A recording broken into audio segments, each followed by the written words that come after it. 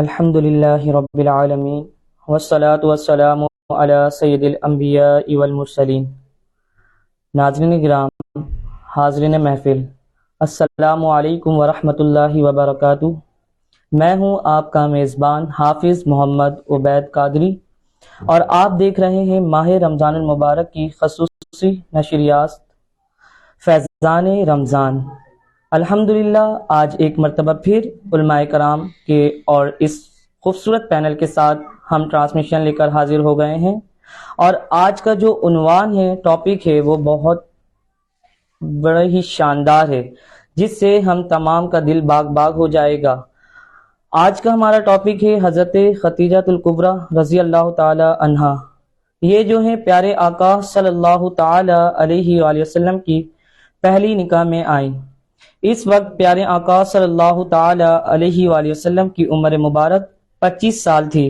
پیارے آقا صلی اللہ تعالی علیہ وآلہ وسلم حضرت خدیجہ الکبریٰ رضی اللہ تعالی عنہا سے بڑی محبت کیا کرتے تھے، اور آپ صلی اللہ علیہ وسلم کی وفات کے ہونے کے بعد بھی پیارے آقا صلی اللہ تعالی علیہ وآلہ وسلم آپ رضی اللہ تعالی عنہا کا ذکر کیا کرتے تھے۔ تو ایک دن حضرت عائشہ رضی اللہ تعالی عنہا پوچھنے لگیں حضور صلی اللہ علیہ وآلہ وسلم سے، آپ اتنا یاد کیوں کرتے ہیں حضرت خدیجہ رضی اللہ تعالی عنہ کو؟ تو پیارے آقا صلی اللہ تعالی علیہ وسلم کہنے لگے، جس وقت سب نے میرا ساتھ دینا چھوڑ دیا تھا تو حضرت خدیجہ الکبریٰ رضی اللہ تعالی عنہا نے میرا ساتھ دیا، تو اس وجہ کر میں اس کی تعریف کرتا ہوں۔ تو ہمیں اس سے یہ پتہ چلا کہ پیارے آقا صلی اللہ تعالی علیہ وآلہ وسلم بہت محبت کیا کرتے تھے حضرت خدیجہ رضی اللہ تعالی عنہا سے۔ ہمارے درمیان حضرت علامہ مولانا حافظ و قاری تنویر اتاری صاحب بھی تشریف فرما ہے، اور کچھ ہی لمحوں کے بعد سوال و جواب کا سیشن ہوگا، اور ہم جو سوال کریں گے حضرت علامہ مولانا تنویر قادری صاحب جواب دیں گے۔ پہلا سوال ہمارا یہ ہے کہ امہات المؤمنین کی نشانوں کے حوالے سے دین اسلام کا کیا ارشاد فرماتا ہے؟ دین اسلام کیا ارشاد فرماتا ہے؟ الحمدللہ رب العالمین والصلاة والسلام علی خاتم النبیین، اما بعد فاعوذ باللہ من الشیطان الرجیم، بسم اللہ الرحمن الرحیم۔ یا نساء النبی لستن کعہد من نساء، صدق اللہ العظیم وصدق رسول النبی الکریم۔ قال اللہ تبارک وتعالی فی شان حبیبہ، ان اللہ وملائکتہ یصلون علی النبی یا ایھا الذین آمنوا صلوا علیہ وسلموا تسلیما۔ اللہم صلی علی سیدنا مولانا محمد معدی الجود والکرم وآلہ وبارک وسلم۔ سب سے پہلے تو ماشاءاللہ یہ بزم اصلاح معاشرہ جو بزم ہے، ان کی ایک کاوش اللہ تبارک و تعالی قبول فرمائے، اور ان کی محبتیں ہیں کہ انہوں نے مجھے یاد کیا تو ان کی دل جوئی کی نیت سے حاضر ہوا ہوں۔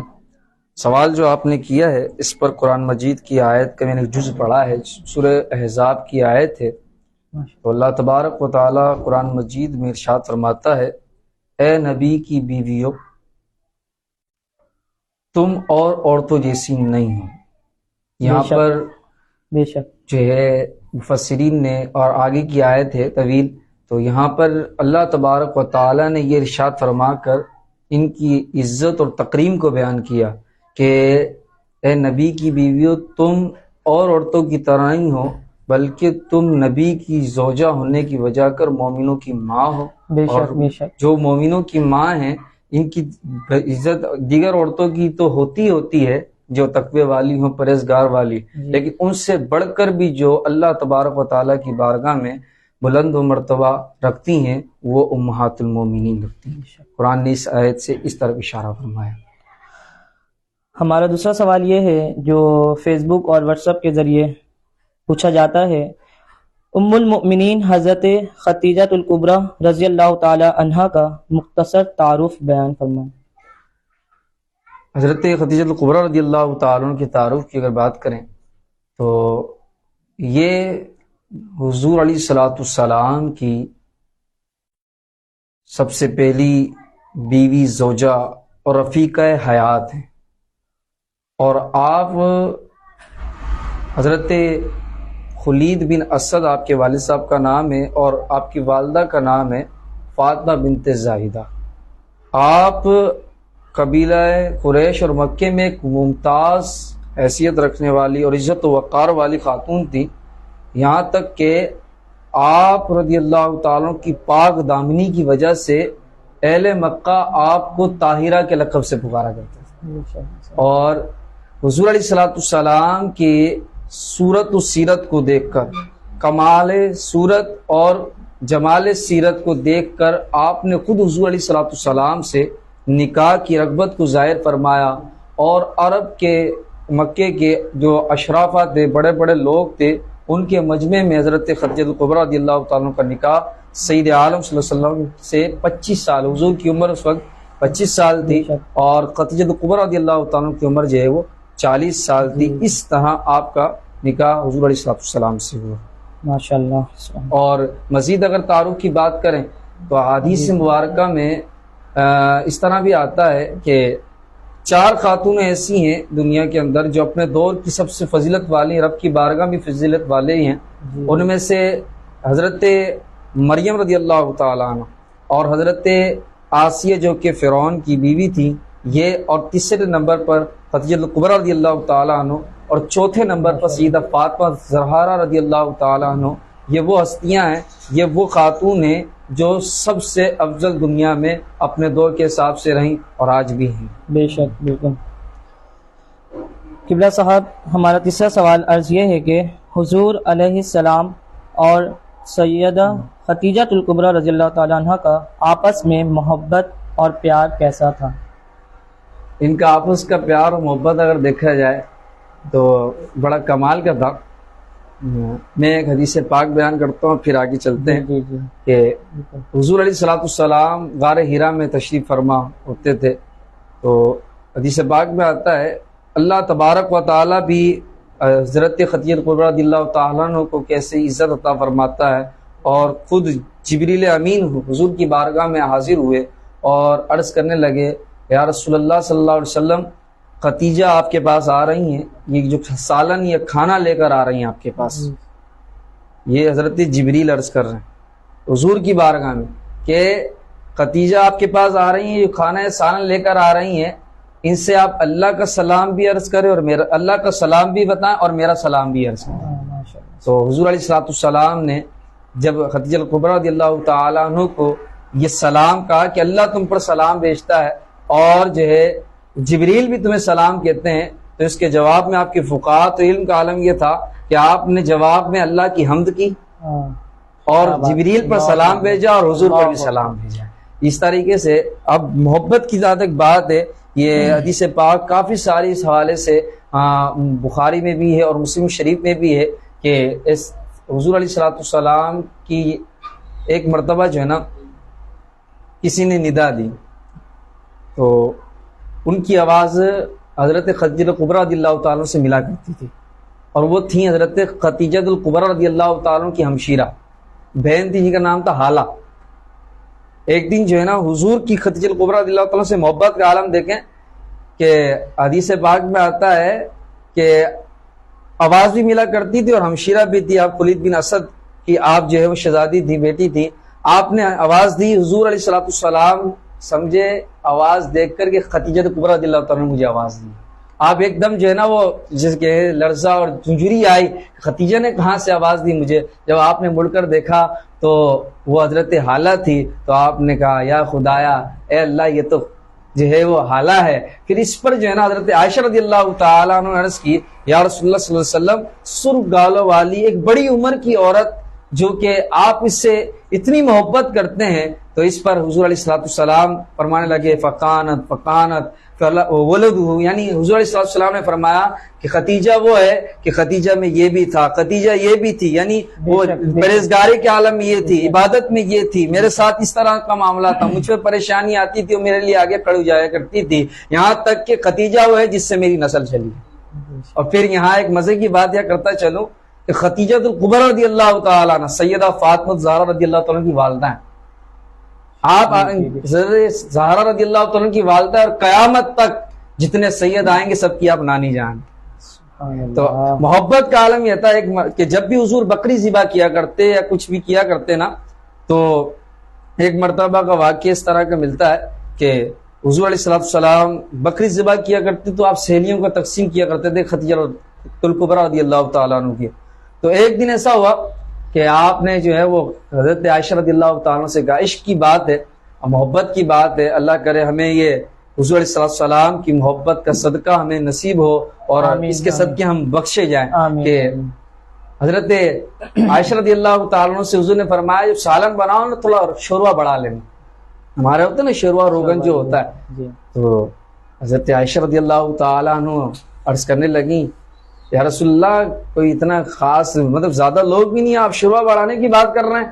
تو حضرت عائشہ رضی اللہ تعالیٰ کی اس عرض پر حضور علیہ السلام نے فرمایا قریب میں مجھے معلوم ہوا ہے خدیجہ کی کچھ سہیلیاں آئی ہیں، میں چاہتا ہوں یہ شیروا ان کو بھی بھیجیں. کیا بات ہے، کیا بات. یعنی آپ کے وصال کے بعد بھی آپ اور حضور علیہ السلام جو ہے خدیجہ الکبریٰ رضی اللہ تعالیٰ عنہ سے محبت فرماتے، بلکہ آپ کی سہیلیوں سے، آپ کی جو ساتھ رہنے والی تھی ان سے بھی محبت کرتے کہ میں ان کے لیے بھی ہے جو ہے نا سالن بھیج دوں. تو اس پر حضرت خدیجہ الکبریٰ رضی اللہ تعالیٰ نے عرض کی آپ اتنی محبت کرتے ہیں اور ایک وہ بڑی عمر کی ہیں اور ان کا جو وصال ہوئے اتنا وقت ہو گیا ہے.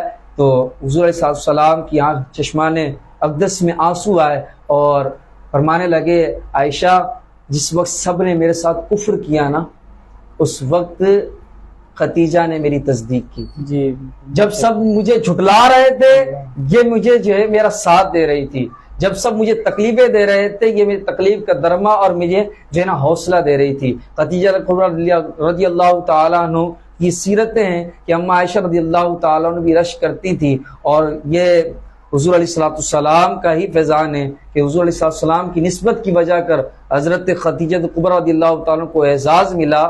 کہ آپ کی سیرت میں یہ بھی آتا ہے کہ ہم نماز پڑھتے امام کے پیچھے، لیکن حضور علیہ السلام کے پیچھے جو سب سے پہلے مقتدی بننا یا مقتدیہ بننے کی جسے شرف حاصل ہوا وہ حضرت خدیجہ الکبریٰ رضی اللہ تعالیٰ عنہ. سب سے پہلے آپ نے حضور کے پیچھے نماز پڑھی. وہ کس طریقے سے نماز پڑھی ابھی نماز کا حکم نہ آیا تھا، لیکن حضور علیہ السلام جو ہے نماز پڑھا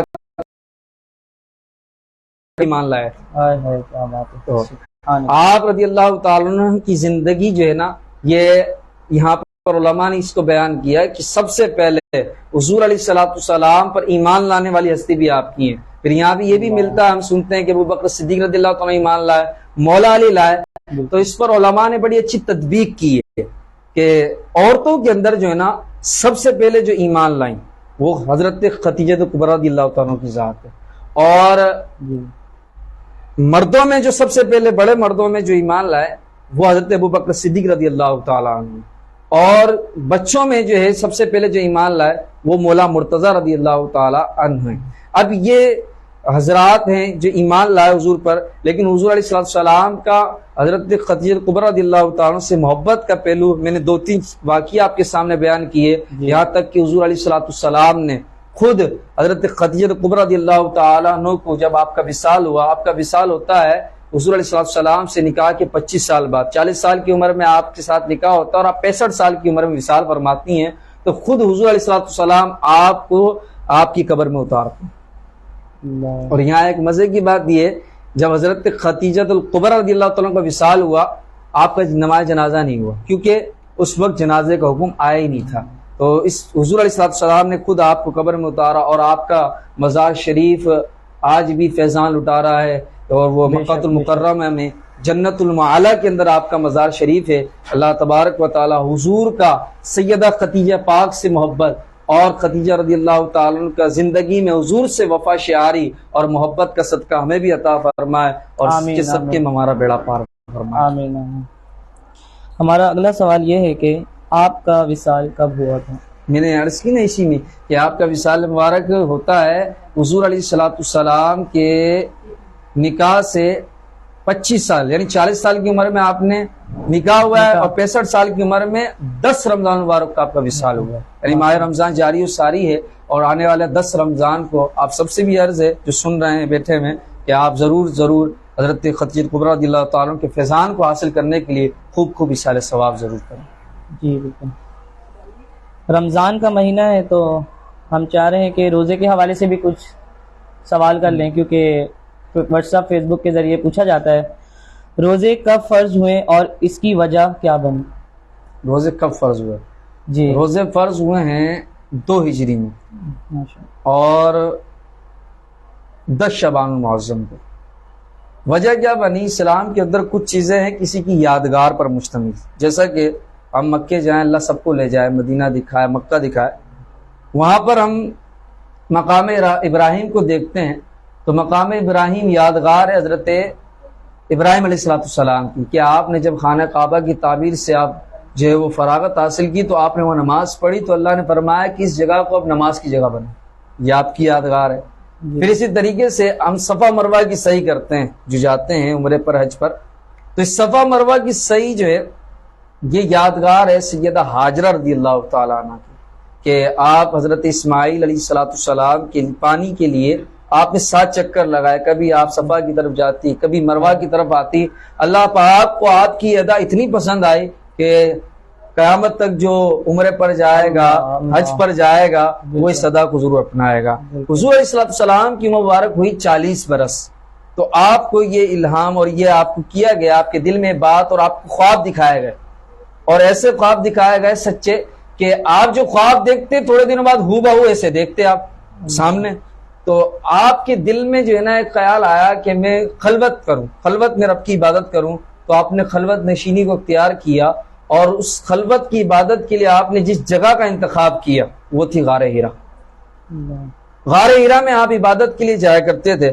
اب غار ہیرا کا ہی کیوں انتخاب کیا؟ اس میں بھی علماء نے بیان کیا کہ بہت ساری غار تھی، لیکن آپ نے غار ہیرا کا انتخاب اس لیے کیا کہ غار ہیرا میں اس سے جو ہے نا اس وقت اور آج بھی اگر آپ جائیں تو غار ہیرا سے خانہ کعبہ بالکل صاف نظر آتا ہے، تو اس وجہ کر آپ نے غار ہیرا کا انتخاب کیا، اور غار ہیرا میں آپ عبادت کرتے، روزہ رکھتے، عبادت کرتے۔ یہ دن گزر رہے تھے تو حضور علیہ السلام کی یہ عبادت جو غار ہیرا میں آپ خلوت میں وقت گزارا کرتے تھے، اللہ پاک کو اتنا پسند آیا کہ آپ جو ہے حضور علیہ السلام کی اس ادا کو اللہ تبارک و تعالیٰ نے رہتی امت کے لیے باقی رکھ دیا ہے کہ میرے جو محبوب جو ہے وہ غار ہیرا میں اس طریقے سے دن میں جو ہے روزہ رکھتے تھے اور عبادت کیا کرتے تھے، تو یہ امت بھی کرے۔ اور پھر اس طریقے سے اور بھی وجہ جو ہے قرآن مجید نے ارشاد فرمایا سورہ بقرہ کے اندر، اے ایمان والو تم پر روزے فرض کیے گئے جیسا کہ تم سے قبل پہلے پر کیے گئے تھے۔ اس پر بھی بہت ساری باتیں ہیں، اگر روزہ فرض کب ہوا تھا تو اس کی ایک سبب کیا بننا وہ تو میں نے آپ کو بتایا۔ اب اس میں ایک مزے کی بات یہ کہ یہاں حضرت اعلیٰ حضرت امام اہل سنت کے والد ماجد مولانا نقی علی خان رحمۃ اللہ تعالیٰ علیہ، آپ اس آیت کے بڑی پیاری پیاری باتیں کرتے ہیں، فرماتے ہیں دیکھو سب سے پہلے تو اس پر جھوم جائے بندہ کہ اللہ تعالیٰ کی رحمت کہ اللہ نے فرمایا یا ایھا الذین آمنوا، یہ جو اللہ تبارک و تعالی خالی کے مالی کے راضی کو جو چاہے فرما دیتا کتب علیکم الصیام، تم پر روزے فرض ہے روزے رکھا کرو، نہیں، بلکہ اللہ نے فرمایا یا ایھا الذین آمنوا، اے ایمان والو، پہلے مخاطب کیا، محبت کا اظہار کیا، پھر اس کے بعد فرمایا تم پر روزے فرض کیے گئے۔ اب روزے فرض کیے گئے، اب یہ بات سنیں، جیسے بندہ ہو کہ اب اس کو بیماری چڑھ جائے، کوئی بیماری ہو جو سر پہ بیماری لے لے تو اوپر اب وہ ایسا اس کا حال ہو جاتا ہے کسی کی سنتا نہیں، جب اس کے سر پہ بیماری چڑھ جائے، یعنی اس بیماری کو اپنے اتنا وہ سیریس لے لے، لیکن اسی وقت اگر کسی ڈاکٹر کے پاس جائے، کسی مالج کے پاس جائے، کسی حکیم کے پاس جائے، اور وہ اس کو اتنی بڑی جو بیماری وہ سمجھ رہا تھا اپنے سر پر جسے سوار کیا ہوا تھا، اگر وہ کہے کہ جناب یہ موسم ایسا چل رہا ہے کوئی بات نہیں ٹھیک ہو جاؤ گے، تو وہ جو سر پہ بیماری لیا ہوا تھا وہ بالکل نارمل ہو جاتا ہے۔ تو اب اسی طرح قرآن مجید میں اللہ تعالیٰ نے فرمایا ہم نے تم پر روزے فرض کیے۔ اب بات تو یہ ہے روزہ مشقت والی عبادت ہے، تو اسی طرح اللہ تبارک و تعالیٰ آگے ارشاد فرمایا کہیں ایسا نہ ہو کہ پریشان ہو جائیں کہ کیسے روزے رکھیں گے، کیسے دن گزرے گا۔ اللہ نے فرمایا پریشان ہونے کی بات نہیں ہے، کما کتب علیکم، تم پہ جیسے فرض کیے تم سے پہلے والوں پر بھی ایسے فرض کیے گئے تھے۔ اور پھر یہاں پر علماء نے ایک بات اور بھی لکھی کہ پہلے پر امت پر روزے فرض ہونے کی وجہ کیا تھی، پہلے کے لوگوں پر، پہلے کی جو امتوں پر روزہ فرض ہونے کی وجہ یہ بیان کی کہ کہ امت محمدیہ پر اللہ تبارک و تعالیٰ کو روزے فرض کرنے تھے. اب ایک دم اگر حضور کی امت پر روزے فرض ہو جاتے تو امت گھبرا جاتی، پریشان ہو جاتی. تو اللہ تبارک و تعالیٰ نے پہلے ہی امتوں کو پریکٹس کروائی، روزے رکھوائے، اور پھر فرمایا گھبرانے کی ضرورت نہیں ہے میری محبوب کی امت، تم روزے رکھو جیسا کہ پہلے روزے رکھا کرتے تھے. سبحان اللہ. اگلا سوال ہمارا یہ ہے کہ رمضان کے فضائل بھی تھوڑا سا مختصر بیان فرما دیں. رمضان کے فضائل کی اگر بات کریں تو رمضان وہ ہے جس کے بارے میں خود قرآن کہتا ہے کہ قرآن مجید میں جس مہینے کا نام آیا نا 12 مہینوں میں سے، وہ صرف قرآن کا ہے. قرآن کی عظمت کے لیے یہی بھی کافی ہے. پھر قرآن میں خود قرآن مجید وہ نازل ہی رمضان میں ہوا. پھر دوسرا یہ صرف قرآن نازل نہیں ہوا بلکہ اللہ تبارک و تعالیٰ کو 400 صحیفے اتارے، لیکن مشہور جو ہیں وہ 4 ہیں. کون کون سے ہیں کہ زبور، انجیل، توریت اور قرآن. اب مزے کی بات یہ، رمضان کی شان یہ کہ وہ جو دیگر کتابیں نازل ہیں، زبور، انجیل، توریت، یہ بھی رمضان میں نازل ہوئی، اور خود قرآن مجید بھی رمضان میں نازل ہوا. اور اللہ تبارک و تعالیٰ نے رمضان کو بڑے اعزاز سے نوازا. حضور خود پہلے اس میں عبادت کیا کرتے تھے، اس کے روزے فرض ہوئے. پھر اللہ تبارک و تعالیٰ نے اس میں کہ اپنی کتابوں کو نازل فرمایا. کوئی کتاب 1 رمضان کو نازل ہوئی، کوئی 7 کو نازل ہوئی، کوئی 14 کو نازل ہوئی. اور پھر حضور علیہ السلام پر جو کتاب نازل ہوئی، وہ پہلے کی کتابوں کا انداز یہ ہوتا تھا کہ نبی کو دے دی جاتی تھی، وہ اس کے مطابق دین پہ لایا کرتے تھے. لیکن اللہ تبارک و تعالیٰ نے حضور کو شان عطا فرمائی. رمضان اور قرآن کی بات کریں تو قرآن اترتا ہے لیلۃ القدر میں، اور لیلۃ القدر میں مقام عزت یعنی لوح محفوظ سے مقام عزت پر رب تبارک و تعالیٰ نے اتار دیا. اب اس کے بعد قرآن پڑھتے ہیں نا تو دیکھتے ہیں کہیں لکھا تھا سورہ مکی، سورہ مدنی. اس کی وجہ کیا ہے؟ اس کی وجہ یہ اللہ تبارک و تعالیٰ نے قرآن کو پورے کو لوح محفوظ سے مقام عزت پر زمین آسمان دنیا پر اتارا. اور پھر اس کے بعد جب حضور مکے میں تھے، حضور چاہتے تو رب قرآن اتار دیتا. حضور مدینے میں جاتے ہیں، رب کا فرمان چاہتے، رب کی رضا چاہتے، رب کا مشورہ چاہتے، رب وہاں بھی قرآن اتار دیتا تھا. تو اس طرح یہ مکی مدنی صورتیں بھی ہمیں ملتی ہیں، اور قرآن بھی رمضان میں نازل ہوتا ہے. تو یہ رمضان کی شان ہی شان ہے. ماشاءاللہ سبحان اللہ. آخر میں کچھ نصیحت بھی فرما دیں نماز کے حوالے سے، روزے کے حوالے سے. کیونکہ بہت سے لوگ اس طرح کرتے ہیں کہ صرف نماز جو ہے رمضان المبارک میں پڑھتے ہیں اور اس کے بعد جو ہے پھر اپنے کاموں میں مصروف ہو جاتے ہیں. تو کیا فرض نماز جو ہے صرف رمضان المبارک میں؟ قرآن مجید میں جو رمضان کا حکم، روزوں کا حکم آیا نا، یہ اس آیت کے آخر میں جو ہے نا ایک بڑی پیاری نصیحت ہے. اور وہ کیا ہے کہ تم روزے رکھو جیسا کہ تم پر روزے فرض کیے گئے جیسا کہ تم سے پہلوں پر کیے گئے تھے.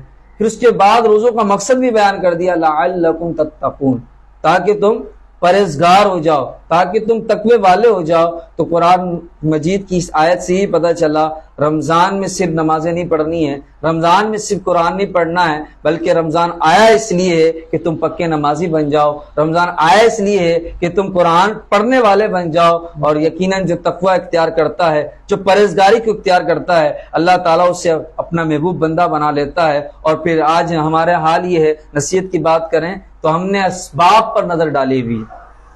بارہ میں کہتا ہوں کہ ہمارے معاشرے میں اکثریت ہے جس نے اسباب پر نظر ڈالی ہوئی ہے. یار اس سے میری بات اچھی ہو جائے گی نا، میرا کام بنا دے گا، یہاں میری جاب لگ جائے گی، میرا کام اچھا ہو جائے گا، اس سے میری سیٹنگ ہو جائے گی، میرا اچھا ہو جائے گا. لیکن ہم نے سارے اسباب پر تو نظر رکھی ہے، لیکن اسباب بنانے والی ذات یعنی مسبب الاسباب رب تبارک و تعالیٰ کی ذات ہے. ہم اس ذات کبریا کو بھلا بیٹھے اور اسباب کی نظر ڈال رہے ہیں. تو پھر وہی پریشانیاں ہمارے اوپر ہیں، مصیبتیں، ٹینشن ہمارے اوپر ہیں.